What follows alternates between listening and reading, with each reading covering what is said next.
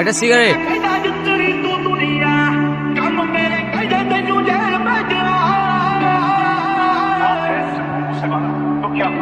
আমার সামনে কোথায় তাইবুল? জানিনি, আমি কিছু জানিনি। জানিস নি? বুঝি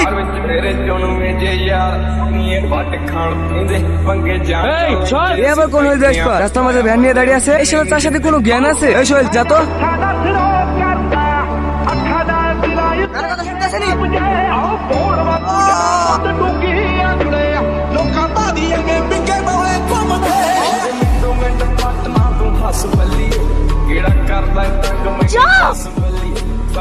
পুলিশের দল সব।